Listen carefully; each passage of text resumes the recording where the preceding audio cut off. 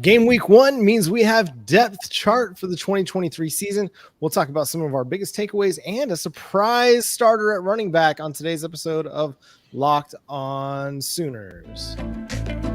You are Locked On Sooners, your daily podcast on the Oklahoma Sooners, part of the Locked On Podcast Network, your team every day.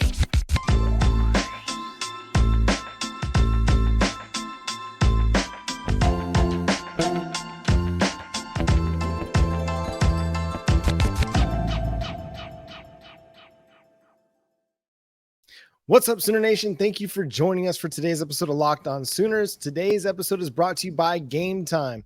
Download the Gametime app, create an account, and use code LOCKEDONCollege for $20 off your first purchase. My name is John Williams. You can follow me on Twitter at John9Williams. My buddy here is Josh Helmer. You can follow him on Twitter at JoshOnRef. You can also hear him Monday through Friday on the KREF Sports app, available wherever you download your apps. Josh, we got a depth chart to talk about. That we do, and let's just dive right in. There's plenty of takeaways to be had, but probably for most, the big takeaway is in the backfield. Marcus Major or Tawee Walker, a starter for Oklahoma. What do you make of this? Well, what I make of it is, one, if Marcus Major is listed first there, that he's probably going to get your first carry of the game or first carry of the season against Arkansas State. This is a guy that the coaching staff has really made sure nobody forgot about as they discussed Javonte Barnes and Gavin Sawchuk. Jeff Lebby's been quick to also point out the work that Marcus Major's done this offseason. Same with DeMarco Murray. I mean, everybody is high on this kid. And as we've discussed, talent has never been the issue for Marcus Major. It's availability. And if you're not available, it's hard to get a good read on what you're able to do and what you're capable of. Now, we've seen flashes, we've seen big plays, we've seen tough running out of Marcus Major, but again, the injuries continually jump up and bite him. Hopefully that's not the case this year, and he's able to have the breakout that many have been expecting since that big Cotton Bowl against the Florida Gators back at the end of the 2020 season. Yeah, obviously flashed the potential there, but the injury concerns, and then obviously the eligibility issue as well for Marcus Major, the couple of big hurdles. And yet here we are, somebody that over the course of his career has rushed for a little over 500 yards, 7 touchdowns, but in spots, and as you pointed out, most namely that contest versus Florida, has looked like he can be a bell cow running back for Oklahoma. Now, maybe in part because of some injuries along the way to a Javonte Barnes, Gavin Sawchuk throughout camp, and because he's healthy and he's not battling the injury bug, now we're maybe seeing the rise of Marcus Major here at the very tail end of his career, which would make for a heck of a story. And it kind of would fit a lot of what we've seen out of Oklahoma running backs over the last few years. Kennedy Brooks kind of breaking out over his final couple seasons. Ramondre Stevenson, after, transferring in, he had some eligibility concerns or issues in his own right, but then had a big, final year before getting drafted. So it would just kind of follow that same pattern a little bit of Oklahoma running backs having good careers later in their tenure. Now, I say Kennedy Brooks. Kennedy Brooks was great throughout. He ended up as one of the best running backs of all time at Oklahoma. And I'll preface that by saying only 2 running backs have over 3,000 rushing yards and have averaged over 7 yards per carry in their time at Oklahoma. Kennedy Brooks is one of them. The other one is Billy Sims. So that tells you all you need to know about Kennedy Brooks. But back to Marcus Major. The talent's there. He's a talented running back. And if now is the time for him to really break out and step forward, and that'd be huge. Jeff Lebby mentioned when he met with the media on Monday that they feel really good about their 4 guys. Major, Tawee Walker, Gavin Sawchuk, Javonte Barnes. They feel really good about all of those guys. We've seen Javonte Barnes and Gavin Sawchuk more recently have really productive performances, but that doesn't mean that that's the be all end all. You could see all 4 guys get significant looks in neutral game scripts for the Sooners throughout the season. And I think that's an okay thing. If it keeps everybody fresh and they're all productive and efficient, by all means, play them all. Well, and I'm not taking this depth chart really across the board as finality. It's a first depth chart for Oklahoma, and that would apply obviously to running backs as well. I do think if nothing else, this signals, okay, it's Marcus Major's time to really have a time in the backfield. So he's going to get a serious look.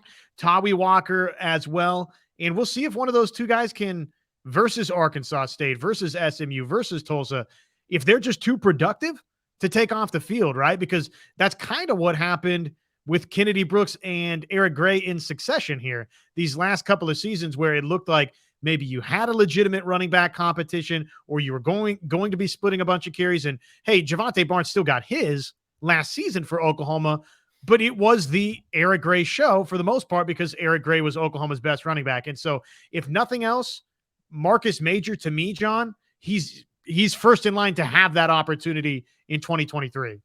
Yeah, and I do think we see them all this week, and I think you could see a new starter from week to week, just depending on how practices go and who's playing the hot hand. I mean, Jeff Levy talked about the hot hand mentality when dishing out carries to the running backs.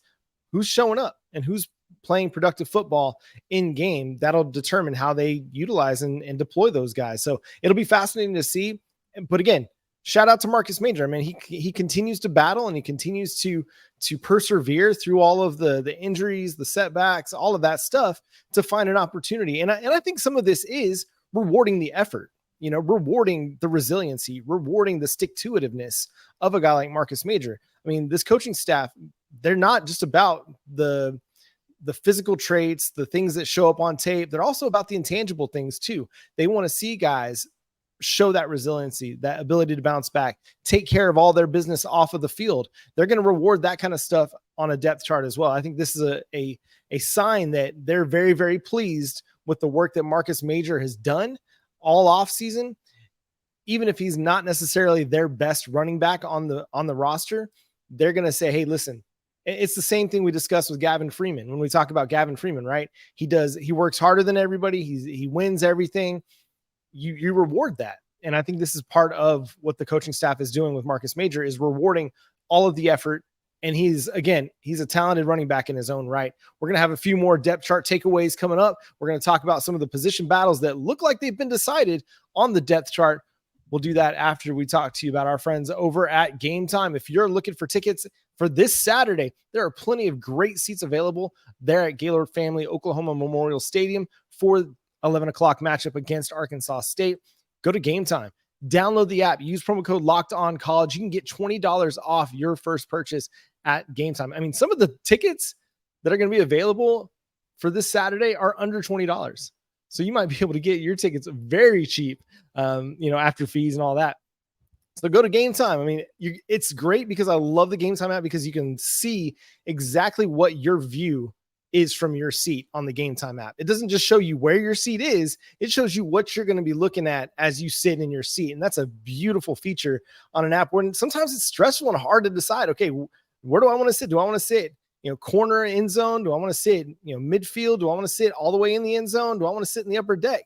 Well, this gives you a great idea of what you're going to be looking at as you look at the field and look at the product on the field. So go to Gametime. Again, download the app wherever you get your apps, the Apple Store, Google Play Store, wherever that is. Use code LOCKEDONCollege and get $20 off your first purchase. Again, Gametime using promo code LOCKEDONCollege. Download the Gametime app today. So, Josh, we got more takeaways on the depth chart. Just off the top of your head, what was one of the things that really stood out to you as you looked at the depth chart? Well, as we discussed, running back, of course, but as you start looking elsewhere on the depth chart, talking offensively, wide receiver looks like what we said we thought it was going to look like atop the depth chart, which is Andrel Anthony, which is Drake Stoops, which is Jalil Farouk, listed as starters. And then sort of behind those guys too, about what we would have expected, LV Bunkley Shelton alongside Jaden Gibson as an or. You tell me if that is something that you saw coming or not. Maybe for some that's a little bit surprising, just given the talk that we heard coming out of camp, that maybe there wasn't quite as much buzz there. But for Nick Anderson and LV Bunkley Shelton and Jaden Gibson and Gavin Freeman to be those names right behind the starters, I don't think that's altogether surprising either. No, not at all. And Brent Venables talked about a guy like Angelo Anthony to say, this is going to be a guy that helps us this year. He's going to make a lot of plays for us in big time situations. Yeah, not surprising to see Gavin Freeman listed behind Drake Stoops or Jaquaze Petaway listed behind Gavin Freeman. I think you're going to see all three of those guys involved. Jeff Levy's talked about 6 or 7 guys that they're planning to deploy at wide receiver. And I think all three of those names in the slot are names you're going to see a lot of this year. Freeman, Petaway, and Stoops in particular. We've heard a lot of buzz about Nick Anderson and what he's done in camp. Jaden Gibson seems to at least have the right head on his shoulders, the right mentality, and is continuing to battle and be resilient and push forward. Still got a lot to prove and earn on the football field as the depth chart looks. But it's telling that, okay, they feel really good about these 9 guys that they listed on the depth chart. And I think there's reason to feel good about it. You've got a lot of talent. And even in a guy like DJ Graham, so showing up on the 3 deep, at least at one of the wide receiver positions, I think that just goes to show the effort and the work that he's putting in off the field to put him in a position to potentially get out there and make plays. And again, it's going to be a deep group and they're going to rotate guys a lot so that they can try and keep everybody fresh. But it's good to see kind of the hierarchy start to unfold a little bit, and to bring a guy like Angelo Anthony in and then earn a starting spot. I think that's huge. You want somebody to go in there because we talked about it all offseason, right? We felt like there were 6, 7 guys that could potentially start at wide receiver 2 opposite of Jaleel Farouk. Well, if Angelo Anthony's your starter, that means he's beaten out all these other guys, and you want to see guys go out there and earn it.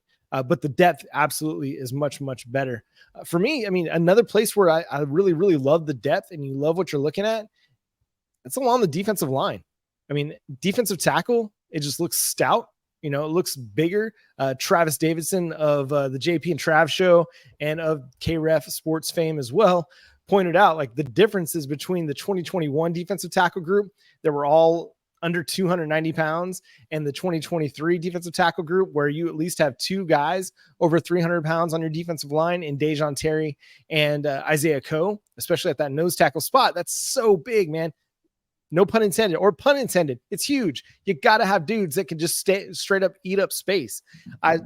If you want any kind of evidence of how important it is to have defensive tackles with that kind of size, that kind of leverage, go back and watch the highlight from David Stone's strip sack in his game on Saturday night, and you'll find Jaden Jackson in the middle at nose tackle, eating up 3 blocks plus a running back coming to chip.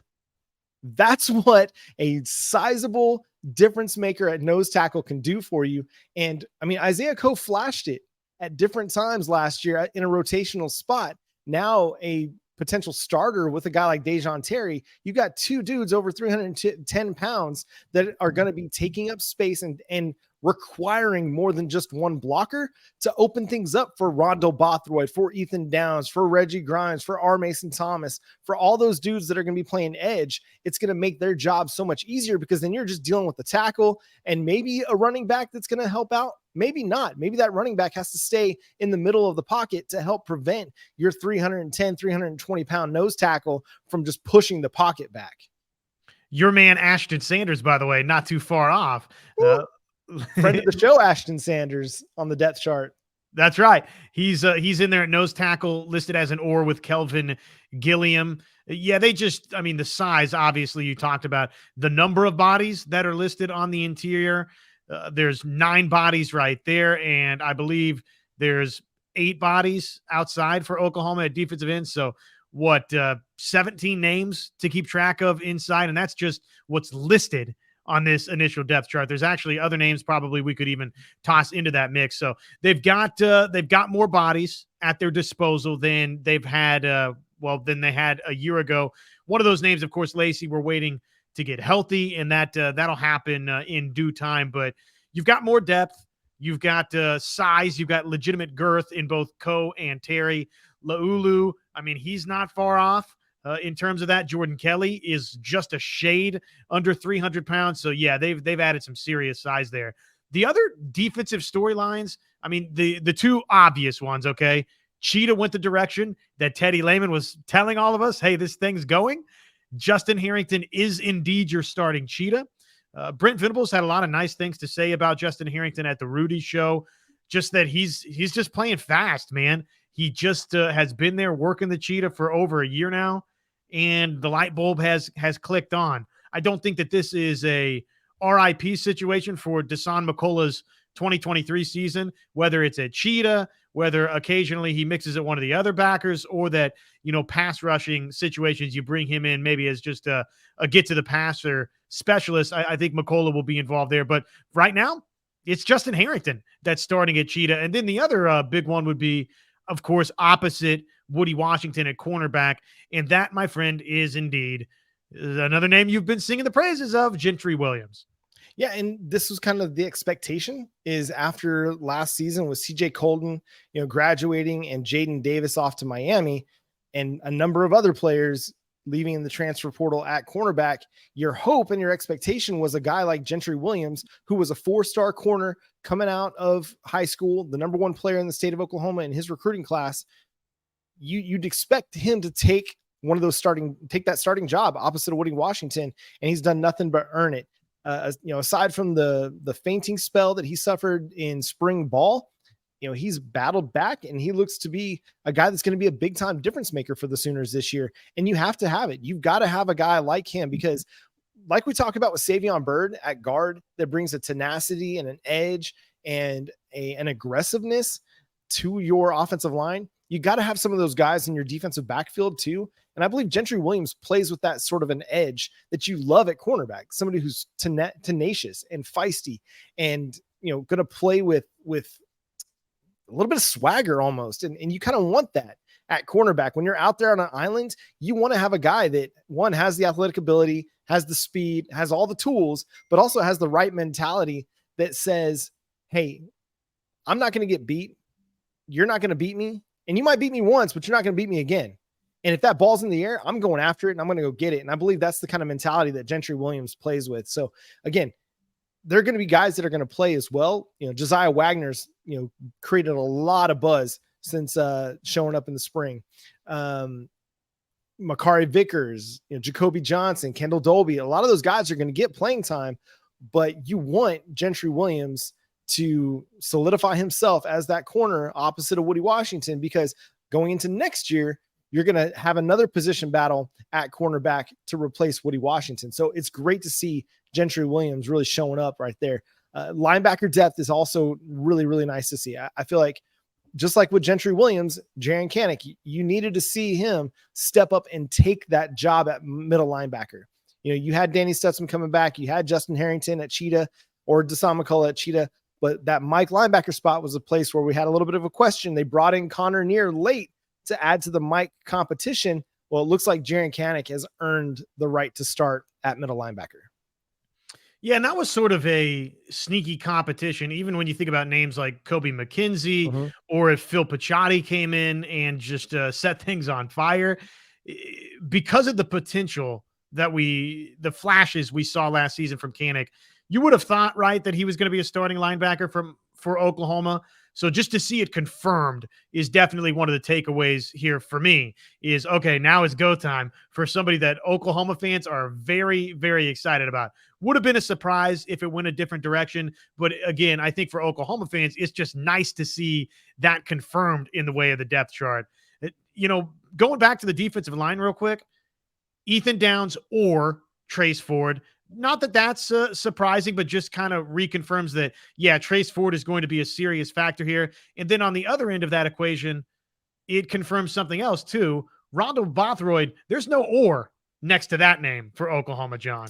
No, but I really like the 3 deep at that defensive end position that Rondo Bothroyd's starting at. I was having this conversation with Bryant Cruz, one of my writers over at Sooners Wire, and talking about, okay, you're going to block Rondo Bothroyd, who's a 6'4", 280-pound dude. You're going to be getting him on first down, second down, blocking him for maybe 60% of the 70% of the snaps. And then, oh, wait, here comes R. Mason Thomas at you on 3rd and 8+. And now you have to go from blocking a 280-pound, 6'4" dude that's got the strength, athleticism to be able to be effective on the pass rush. Now you get to block a lightning bolt coming off the edge in R. Mason Thomas, who's about as twitchy and athletic as anybody on the roster. And he's got the speed and the quickness to get into the backfield in a hurry. So I really like just kind of the change of pace potential that's there. Who knows how the snap count will delineate itself, but I really like the idea from, going, Miguel Chavis is going to be throwing Rondo Bothroyd out there and just punishing, that right tackle. And then here comes R. Mason Thomas, and then just throws that completely different pass rush style at the offensive tackle that is just going to throw all kinds of people off. And I think that's the beauty of having diverse talents. And then you got Adepoju Adebawore right there as well, who is about as athletic as anybody and long as anybody on the roster. We just saw his brother blow up the NFL scouting combine and earn himself a first-round draft selection because of his athleticism. Well, Adepoju Adebawore, he is an athlete, and he's a long athlete, and that's going to cause offensive tackles problems. So I really like what they've kind of developed here in that, okay, maybe over on Ethan Downs' side, you've got a lot of similar body types in Downs and Grimes and Marcus Stripling. But then over on the other side, you've got three very different style of pass rushers or defensive ends in Bothroyd, R. Mason Thomas, and Adepoju Adebawore that I think it's going to really cause a lot of havoc for opposing offensive coordinators, opposing offensive tackles when they get into those, third and long situations. Okay, which one are you bringing at me? Or if it's a, first down, 1st and 10, and they decide to, run our Ronald Bothroyd out there. I like the options that they have. And I think what they're going to do defensive end wise from the pass rush perspective is going to be so much better than what it was a year ago, because just the talent is so much better than what it was a year ago. Well, and just to pay off the big board, if you will, if you're watching along on YouTube, the position battles decided. I know that we've kind of run down some of this, but just sort of in a one clean fell swoop here. Left guard for Oklahoma, Savion Byrd. So that's what we expected. Offensive line, if you missed it, left tackle starting Walter Rouse, Byrd, Raymond center, McCade Matalier right guard, Tyler Guyton right tackle. That's what we expected, and really the one spot that was in question was left guard. It is Byrd, Marcus Major, or Tawi Walker.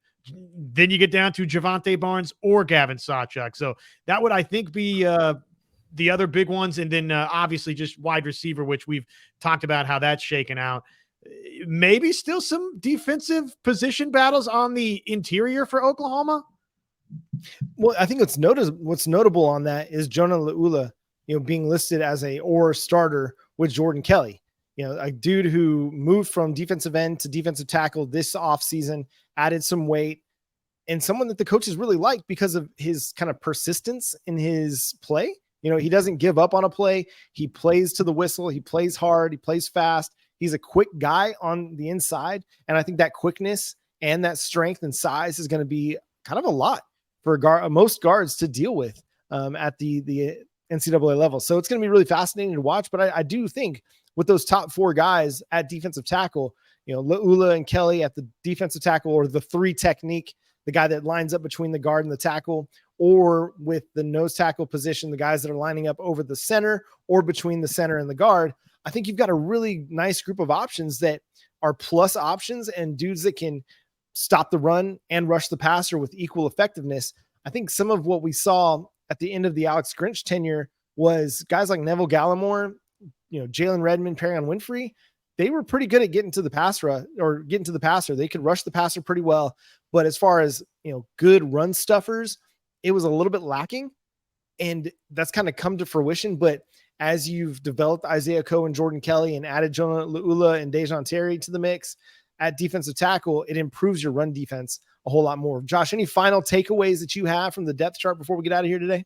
Yeah, just a couple. And then, of course, the final cleanup, Justin Harrington, Cheetah, and Gentry Williams starting corner in terms of like the big competitions.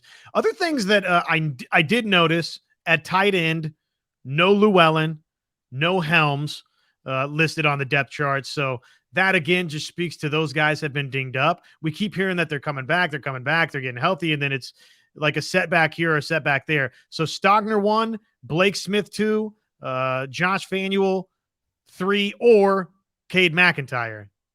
What was fascinating with Jason Llewellyn is he is listed on the long snapper depth chart at long snapper 3.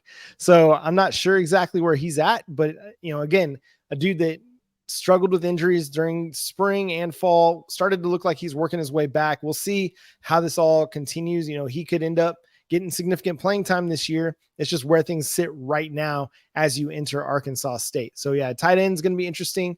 You need Austin Stogner to stay healthy. I think that is, if you're sending out good vibes to anybody on this team, Austin Stogner is the dude to send out good vibes from. He's battled through so much. If you didn't get a chance to read what he wrote for Soonersports.com, highly recommend the piece. Just a really good background into what all went down at the end of that. What was that? The 2020 season when he got injured against Kansas and then missed a good portion of the offseason, recovering from the infection to his leg, and then the transfer back, all that good stuff. He just does a really great job of just kind of walking you through everything that transpired over those few years. So that's going to do it for today's episode of Locked On Sooners. Thanks so much for tuning in, being a part of the show. Subscribe to the show wherever you get your podcasts. We're free and available on every platform. Follow Josh on Twitter at Josh on Ref. Follow myself at John9Williams. Follow the show on Twitter at Locked On Sooners. Again, subscribe over on YouTube. Hit that notification bell to let you know